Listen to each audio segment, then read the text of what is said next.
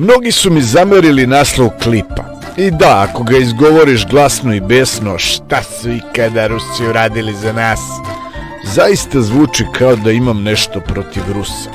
Ali ako ga izgovoriš normalnim tonom, onda ne zvuči tako strašno, nego kao eto, video se bavi time šta su Rusi ikada uradili za nas, kad su nam pomogli, kad nisu i tako dalje.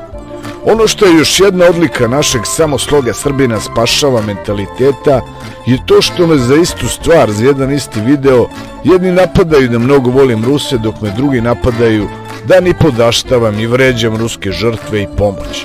I ukazuju mi na stvari koje sam propustio da spomenem. Uglavnom niko ne spori činjenice koje su iznete, ali se spori moja interpretacija tih činjenica. Kao da ja nemam pravo na svoje viđenje činjenica. Iako sam ja kratka pamet, pa uglavnom koristim tuđe interpretacije iz knjiga. Ali onda problem postanu knjige. Zašto te knjige čitaš? Čitaj ove druge. Ono zašto me napadaju ovi što kažu da mnogo volim Ruse su sledeći. Nisam spomenuo da su Rusi prodavali oružje Hrvatima na početku rata 90-ih. Nisam spomenuo da su u Ujedinjenim nacijama glasali za uvođenje sankcija Srbiji i Crnoj Gore 1992. godine. Nisam spomenuo napade na srpske žene tokom oslobađanja naših teritorija na kraju Drugog svetskog rata. Zatim da su nam na kraju Drugog svetskog rata instalirali Hrvata Tita da nam ovde vlada, a sve na štetu srpskog interesa. Takođe se naglašava da su uvek više favorizovali Bugare, mada mislim da je taj deo objašnjen u videu. Argument je da svi koji vole Ruse mogu slobodno da idu tamo da žive, umesto što svi beže na truli zapad. I ajde da kažem ok, evo spominjem sada sve to.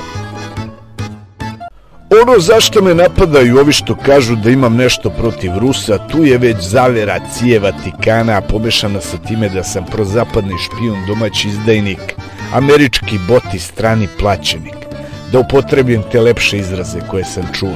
Neki komentari su bez ikakvih argumenata, prosto ono kad spomeneš Rusiju da staneš u stav mirno i da se pokloniš ka istoku, ili da odem da obiđem groblje oslobodilaca Beograda, ali evo i nekih argumenata.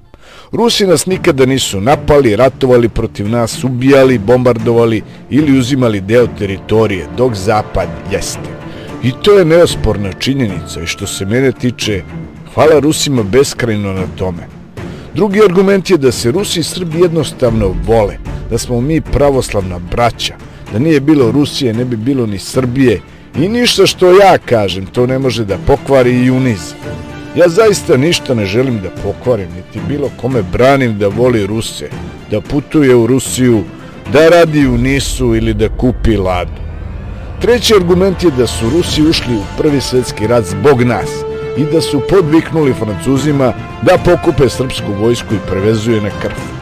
Ali to sam prilično jasno i naveo u videu. Četvrti argument je da su Rusi oslobodili Beograd u Drugom svetskom ratu, ali i to je spomenuto u videu. Ono što mi se takođe zamera i što sam ruski jezik učio tolike godine, ali ga nisam naučio.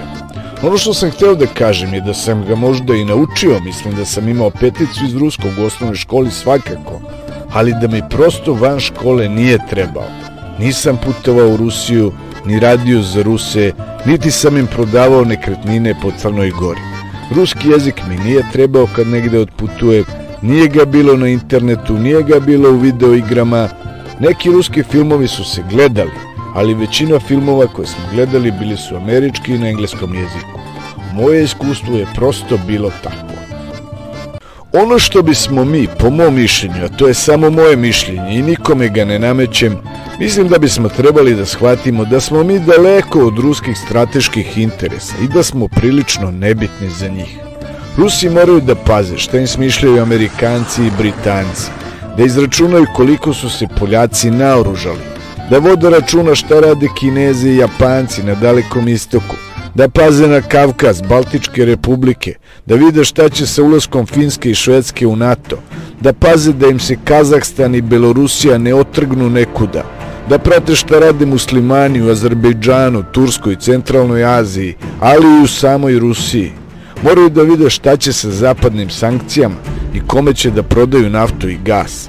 A o trenutnoj situaciji sa Ukrajinom ne vredi ni počinjati. Tako da iz ruskog ugla, koga bre briga za Srbiju? Priča sa Srbijom je njima bila interesantna u 19. veku kada su bili u sili i snazi i kada su želeli Bosfor i Carigrad. Tada je to izgledalo izvodljivo pošto se Osmansko carstvo raspadalo. Ko danas može i da pomisli da će nekuda pomeriti 15 miliona Turaka iz Istanbula, dok im ostalih 65 miliona Turaka budu pomagali da ih niko odatle ne pomeri. Rusija više nema strateški cilj na Balkanu. Podržat će nas u okviru svojih mogućnosti, to da, malo zbog istorijskih veza, kao i da pokažu da poštuju svoje prijatelje, a malo i da napakoste Zapadu. Ali to je to, moramo da razumemo da smo suviše mali i da moramo da se bavimo sobom. I siguran sam da u ruskim knjigama koje pričaju o njihovoj istoriji sa početka 19. veka, svi pričaju o njihovim bitkama sa Napoleonom, a Srbija i Karađorđev ustanak su negde u fusnoti. U čovekovoj prirodi je da galami kada mu nešto nije po volji, dok kada je zadovoljen uglavnom ćuti ili u najboljem slučaju pritisne like dugme. Hvala svima koji su to uradili, jer je njih bilo oko 86% u odnosu na one koji su pritisnuli da im se video ne sviđa. Isto moram svima da se zahvalim na komentarima. Jako ih je bilo puno koji su bili besni i ljuti, mada ima i onih drugih koji ih pohvaljuju rad i trud. Ali sve u svemu, opustimo se, ovo je samo jedan YouTube video među milijardama drugih.